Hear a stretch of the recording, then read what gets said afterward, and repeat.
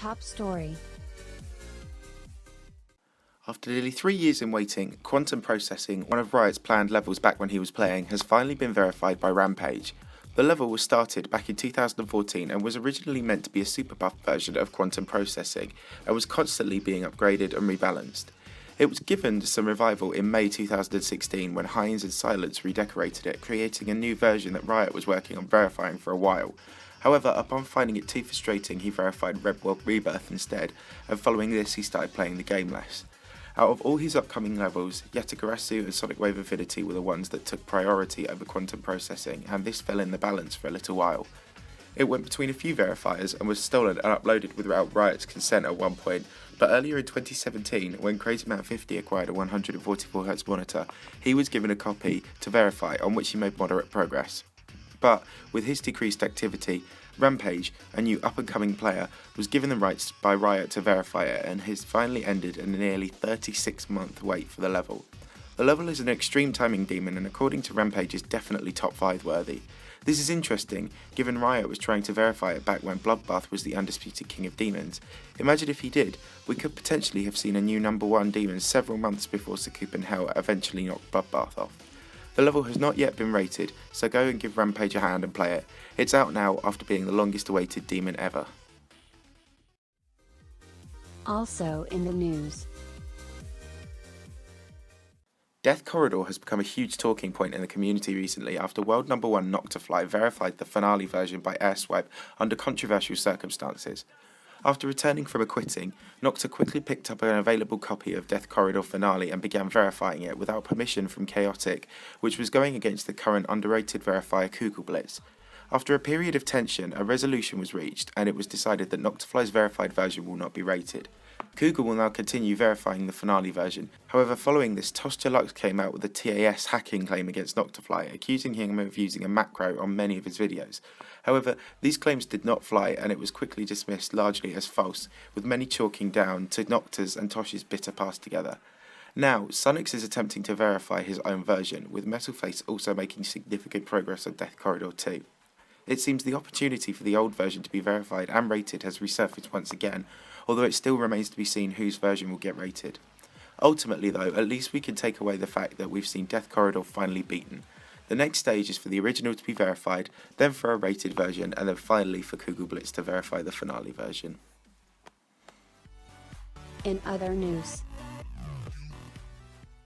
Manix648, one of the most prominent creators in the community, has quit Geometry Dash and removed all of his YouTube videos surrounding it. There were many rumours and a lot of speculation after his activity ceased, but many had hoped for a return, or for it to just be because of a break. Well, Manix unfortunately surprised us all by saying he just didn't like Geometry Dash anymore, and that he would be unlisting everything to do with it. He elaborated on what was to happen to a few of his levels, and GS creator Edix will be completing Rampage. As for his other levels, well, he just seems happy to let them die. This is a big loss to GD and he'll be missed. RedHuseey, a growing GD skit creator and streamer, is hosting his own icon contest. Huseey has recently been developing his own texture pack on stream, but due to time constraints he has decided to outsource part of the development to his audience. The texture pack is Pokemon themed and seems like a really cool way to get creative for those who are willing to keep up to date with art and contests like this in the community, so head over to his channel for full details on how to enter and what to create. Leading on from the Manix quitting story, one of the levels Manix has asked to let die is the infamous unverified Extreme Demon Fusion Z. The level has been over 15 months in waiting and was an extremely difficult Mega Collab sequel to Manix's first 2 levels in his own Fusion series. However, after being flung between verifiers, having many parts rebuilt and just generally being the centre of a stream of mishaps, Manix has now declared that the level is to die once and for all. No one can now pick it up out of respect for the creator's wishes, and it's a huge shame. Fusion Z was one of the most anticipated Extreme Demons of 2.0 and there was still a lot of hype for it in 2.1. Upcoming level news. As a result of the recent confusion and opportunity surrounding Death Corridor, Sunix, the world's most decorated player, has taken on his own slightly buffed version called Death Corridor Z.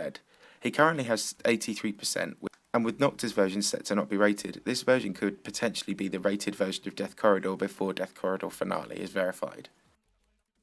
Following Atomic's quitting from GD, the best 60Hz player in the world, Luqualizer, has taken on Electro Mario's extreme random demon Northernsence. Northernsence is a similar level to Conical Depression, taking the theme of one of the original GD levels but having strange gameplay and extreme parts to it. Atomic had 97% before he quit, and now Luqualizer has taken the level. This will probably be one of his hardest demons and biggest achievements to date, especially for a 60Hz player.